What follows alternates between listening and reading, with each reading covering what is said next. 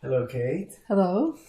I understand that you work in philosophical counseling, and that one thing that you sometimes do in your philosophical counseling work is you incorporate ideas, you use ideas that are from the philosophical literature. So I wonder if you could share with us an example of how you use these ideas in the counseling. Well, for example, at one time when I was speaking to a client about his situation, he was struggling with having a brain tumor. And this meant that he had to drop out of college. And he was severely limited in terms of transportation and things that he could do, and also his attention span.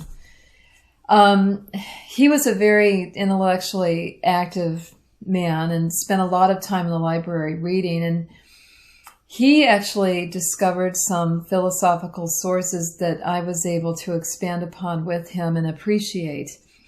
At one point, he was reading a book by a woman who had written about military life and how important Stoicism was in military life.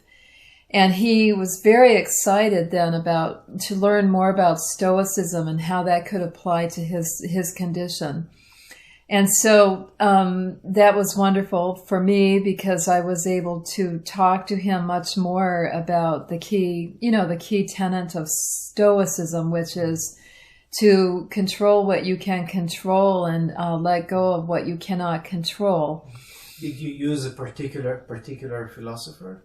Well, the typical text is Epictetus, but I find with clients, especially in his case, he was reading some good, sophisticated secondary sources.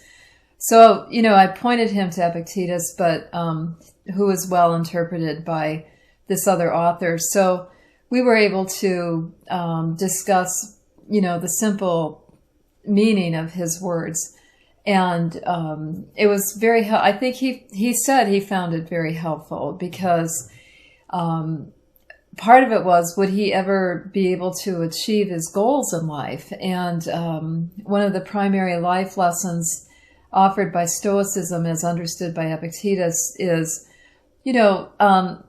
it may be more important, given the range of control that you have over your life, it may be more important to focus on what gives you pleasure and gives you a kind of happiness in the present moment. And that, you might arrive at that after analyzing the limitations and constraints that are put on your life. Another philosophical idea that was extremely helpful to him was the notion of self-overcoming. And that's a Nietzschean notion. The reason that was helpful is that, his biggest obstacles in life, actually, it was easier for him to conceive of them as being in terms of his own limitations that he needed to overcome. He shared with me one day a great deal of frustration that he had. He had gone to a support group that was designed to support people who had brain tumor related symptoms. And he was very angry about the group because he felt that the group had shared too much in terms of experiences of self-pity or self-victimization. And he and I obviously talked quite a bit about his perceptions of that.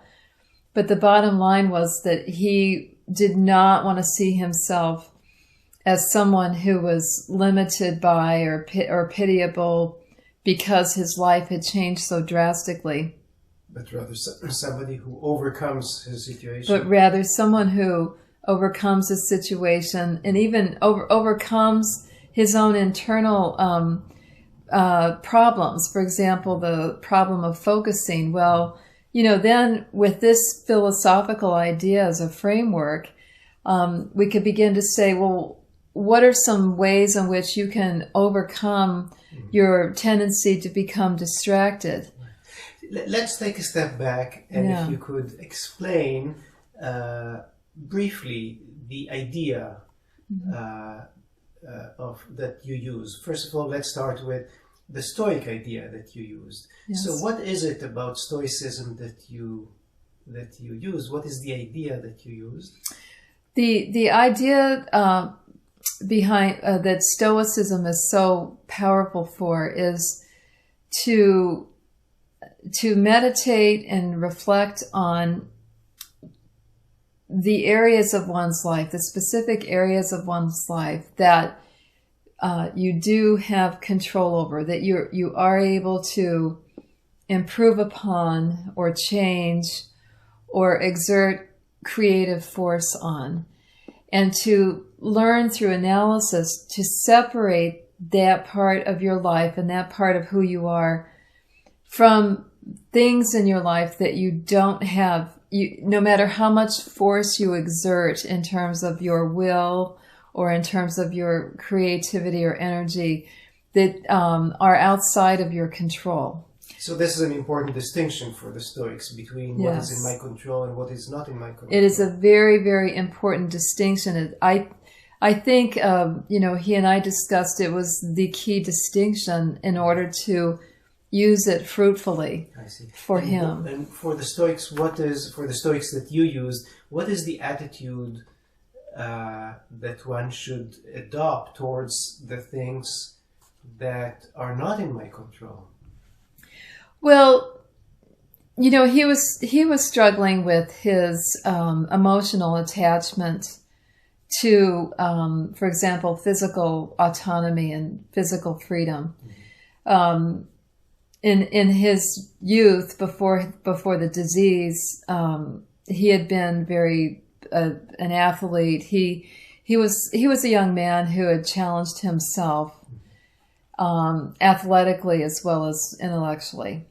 And so just telling him, that you should be emotionally detached now from your athleticism would not have been effective. So the point of a Stoic analysis of what's in your control and what's out of your control is that you can actually induce within yourself more detachment with respect to those things that are outside of your control. And we talked extensively about shifting focus, that within a blink of an eye, one can understand through contemplation one's limitations, and within a blink of an eye, shift focus toward one's power. And so it was needed to use Nitse and the notion of self-overcoming and affirmation. Okay. So before we move to Nitse, Yes. I can hear from you the following major concepts that you used in the Stoic world. One is the distinction between what is under my control Yes. and not under my control. Another is emotional, detachment Yes. versus Trying to induce that emotional detachment. and a third one is the focus, that Yes. you can focus on different aspects of life. Correct. And that it's possible, the Stoic tradition emphasizes reflection and meditation on what one can do, not simply what one can't do, Right. but also on what one can do. Right. And it's not so hard to focus on what one can do, or this is what we talked about, that all this agony and sadness and all the emotionally attached focus that we have on our limitations just wastes energy for the energy one can put toward things that we are able to change. So would you say that that the conversation combined somehow elements from philosophical ideas and elements from his personal biography? Absolutely. And also followed his own, because he really was a very creative person. He is a very creative person. So he things became constructive between the two of us when I finally understood that he could lead these sessions. Uh-huh. And so I would give him ideas, and I would say, I realized, he spent plenty of time at the library. And I would say, why don't you go look this up and let me know what you think next time we meet? Well, this seems interesting to you. Why don't you, when we come back, begin the session for us?